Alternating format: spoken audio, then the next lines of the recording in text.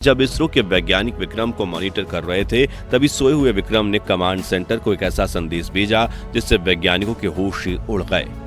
और आधी रात को पूरी स्पेस एजेंसी हरकत में आ गई। जिसके ठीक बाद चंद्रयान-2 के ऑर्बिटर ने भी चांद पर खड़े विक्रम लैंडर के साथ एक ऐसी रहस्यमयी चीज की फोटो भेजी जो देखकर आपके भी रोंगटे खड़े हो जाएंगे। तो आखिर विक्रम ने इसरो को ऐसा कौन सा मैसेज भेजा जिसे देखकर चांद को सिर्फ एक बर्फ का गोला कहने वाले नासा, रूस और चीन हिल गए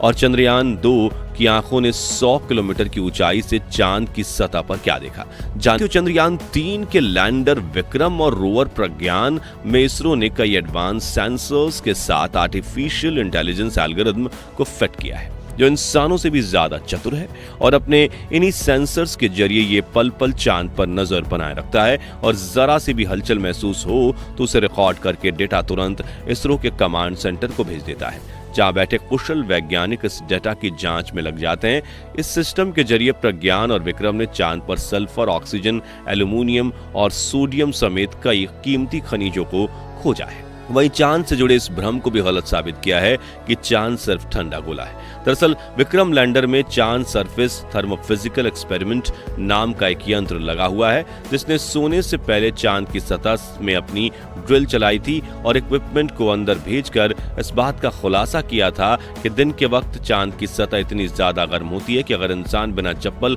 के पैर रखे तो पैर ही जल जाए, क्योंकि सतह का तापमान 7 डिग्री तक होता है। वहीं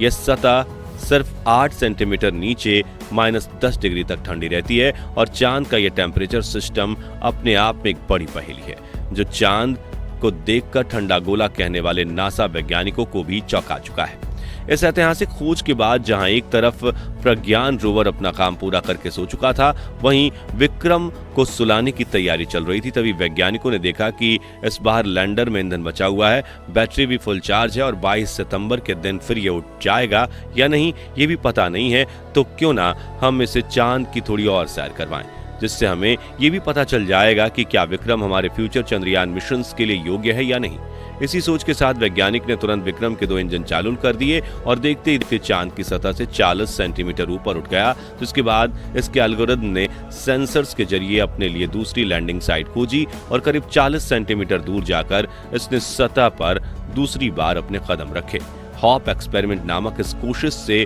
इसरो के वैज्ञानिक ये समझ गए कि एक बार लैंडिंग करने के बाद विक्रम फिर से लिफ्ट ऑफ करने में सक्षम है और अब भविष्य में सैंपल कलेक्ट करने के लिए मून मिशन में इसरो विक्रम को ही भेजने वाला है। इस जीत के बाद जहां इसरो में खुशी का माहौल था, वहीं नासा और रूस चीन में सन्नाटा छाया हुआ था, क्योंकि रूस तो पहले ही चंद्रयान-3 से आगे निकलने की कोशिश में लूना 25 को क्रैश करवा बैठा था, जबकि नासा और चीन ने इतने मून मिशंस के बावजूद इसरो जितनी डेटा हासिल नहीं की थी। हालांकि अब वो पल आ चुका था कि इसरो के वैज्ञानिक विक्रम को टाटा बाय बाय कहकर गहरी नींद में सुला दें, जिसके लिए वो विक्रम के उपकरणों को बंद करने में लग गए। लेकिन अचानक विक्रम के सेंसर्स को अपने पास हलचल महसूस हुई और विक्रम के एआई रोबोट ने भी एक झटका महसूस किया, जिसकी डेटा भेजते हुए लैंडर ने इसरो को संदेश भेजा कि यहाँ कुछ ऐसा हो रहा है जिससे मेरे पैर हिल रहे हैं और मैंने एक झटका महसूस किया है। साथ ही उसने अपने इल्सा यानी instrument for the lunar seismic activity उपकरण को भी काम पर लगा दिया।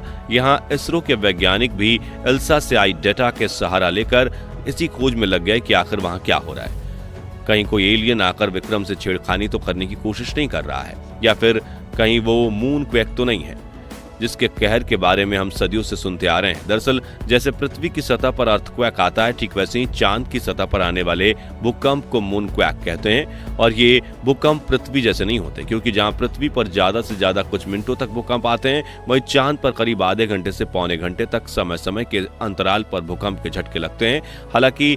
इनकी अवधि इतनी ज्यादा क्यों होती है, ये बात आज भी रहस्य बनी हुई है। लेकिन कुछ वैज्ञानिकों का कहना है कि चांद पर कुल 4 कारणों की वजह से भूकंप आते हैं। पहला, पृथ्वी के गुरुत्वीय प्रभाव की वजह से भूकंप आना। दूसरा है बड़े बड़े उल्कापिंडों की बारिश की वजह से चांद की खोखली धरती में कंपन पैदा होना। तीसरा है दिन खत्म होने के दौरान ठंड की वजह से धरती सिकुड़ने और दिन की शुरुआत होने के दौरान सूरज की किरण की वजह से धरती के एक्सपैंड होने से भूकंप आना। चौथा है सतह से 700 किलोमीटर गहराई में हो रही हलचल की वजह से डीप मून क्वेक आना। हालांकि विक्रम के इस संदेश के बाद इसरो एजेंसी हरकत में आ गई और वैज्ञानिक इस बात की पड़ताल कर रहे हैं कि विक्रम ने चांद पर इस अजीब सी हलचल को क्यों महसूस किया। लैंडर द्वारा रिकॉर्ड किया गया कंपन प्राकृतिक घटना थी या फिर एलियंस ने विक्रम के साथ कोई छेड़खानी की है। हालांकि इस बारे में ज्यादातर डेटा तभी मिल पाएगा जब 22 सितंबर के दिन विक्रम और प्रज्ञान फिर से नींद से जागेंगे। साथ ही इस बीच जैसे नासा के अपोलो 11 मिशन के सच होने को लेकर सवाल उठे थे, वैसे ही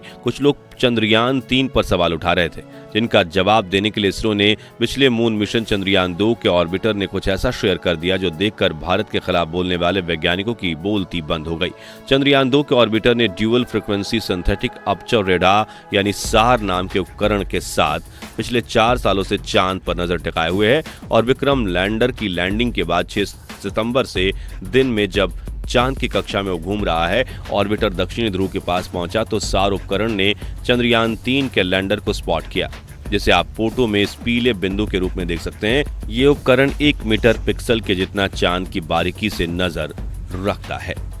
आपको बता दूं कि ये मैपिंग करता है 1 मीटर के पिक्सल जितनी क्लियरिटी के साथ, और इसने इसरो